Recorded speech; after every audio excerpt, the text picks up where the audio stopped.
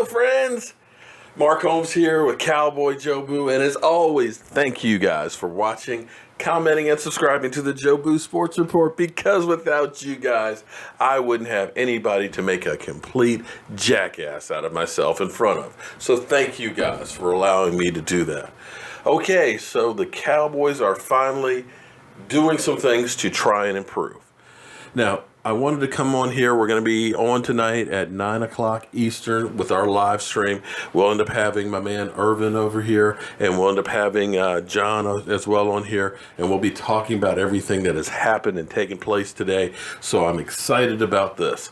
Now, there's an article that was out in Bleacher Report that's saying that this move spells the end of Dez Bryant because the Cowboys can save $8.5 million and so on. But this move is not the move that gets rid of Dez Bryant, okay? Let's pump the brakes here on that talk, okay? Let's clarify this. Now, we did sign, of course, Alan Hurns, who definitely is a number 2 wide receiver.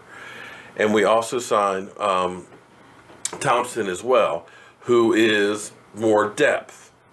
We know Bryce Butler is gone. We know that because he doesn't even have a name on a locker in there. Once he literally threw everybody under the bus, the Cowboys were like, F you, buddy, you're gone. We don't need you, and good luck. And I think he kind of screwed the pooch on that one because right now, he's still a free agent. And in fact, he was in Atlanta and they lost his golf clubs. So things are not looking good right now for Bryce Butler. It kind of reminded me of a coach that we had here who said he'd be unemployed for like 5 minutes. I think he's unemployed still right now. But anyway, here's the deal. There are now too many wide receivers on the team, even with Bryce Butler gone. Okay? You got Dez. Dez, as it stands right now, is not going anywhere. You're not going to replace him with Alan Hurns. Sorry, it's not going to happen. Terrence Williams, everybody says this means he's gone. Here's the problem, though. You can get rid of Terrence Williams and say, okay, we're okay with the group we have. Noah Brown, Cole Beasley, Alan Hurns, and Thompson and all that, and we're okay. But the problem with letting Terrence go is you don't save a dime. Nothing. His salary will be dead money, $4.7 million. So letting him go means you're still paying him a full go. You're not saving $1 in cap relief. It's all dead money. So you got to keep him for this year. It makes no sense to cut him. Or you can try and trade him, which is a viable opportunity. You could try and say, okay, but what are you going to get for Terrence Williams? I don't know. Bryce Butler went for what, a 6th round? A swap of 6th and 7th round, I think, or something like that. So, not a lot. But the guy who does help your team if he's not here, I hate to say it, he's coming here to D.C. In 2 weeks for an autograph signing, is Cole Beasley. I love Cole Beasley. But what we have to get away from that other teams recognize is you're better off trading a guy and getting something before you have to release him and get nothing. You see my point here? Cole Beasley, if he's not on the team and he's a June 1st cut, saves you $3.25 million on the cap. Our team is in cap hell. If you feel that Ryan Switzer is Cole Beasley, Ryan Switzer is a whole lot cheaper. So then you look at Cole Beasley as, well, there might be a few teams that might be interested in trading for a Cole Beasley. And what I got to get across to you guys is understanding one thing. Stop trying to run a team with your heart. You have to understand you have to make business decisions. When you let somebody go, you got to look at the ramifications on the cap. When you hold on to somebody, you have to look at the ramifications on the cap. Can you find somebody who can do as good a job or close to that job and take the money you save to fix other areas? You see my point here? And our problem is we want everybody to be able to retire as a Dallas Cowboy. But you see what the New York Giants did. They took JPP and they traded him for a draft pick.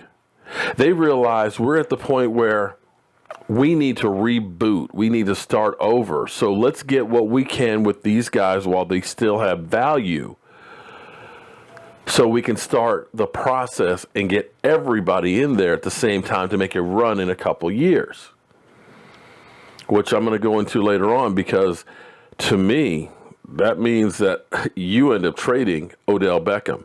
And I know people are going to say I'm crazy, but here's the deal with that one. Like I said, I don't plan on doing that in this one, but hypothetically, you either make him a long-term deal where he already says he wants to be the highest paid player in the NFL, or you release him.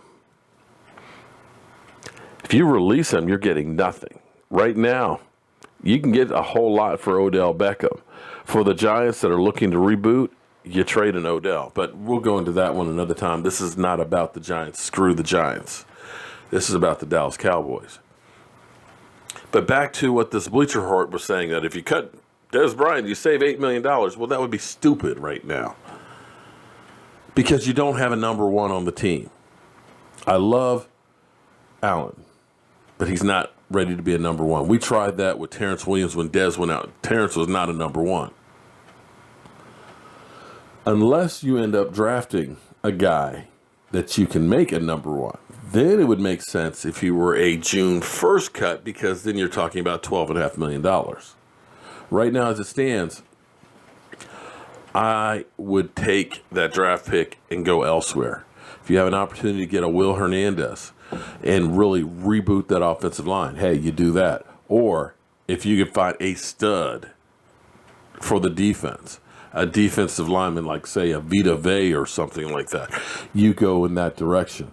But I wouldn't necessarily, after signing 2 wide receivers, grab another one early in the draft. That's just kind of like putting all your eggs in one basket, especially when you're a running team. But we'll be talking about all this stuff tonight on the Jobu Sports Report, 9 o'clock Eastern. I hope you guys tune in. Finally, we have some exciting news with the Dallas Cowboys.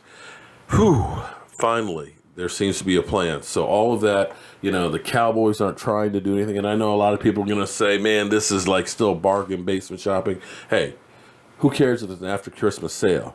We still got our big screen TV. I'm Mark Holmes. It's CowboyJobu, and I'll see you guys tonight. Hello, friends. CowboyJobu here with an unsolicited opinion on the Jobu wings. You were saying about the wings? The wings are the best I've ever had. Hands down. Awesome. Okay, well, we've been passing out our recipe. If you actually look on our YouTube channel, we have all the recipes for all the stuff on here. With the women, with the ladies. You know that. Okay, slide in a little bit here. Okay, all right, so on 3. Jake, get in there, man.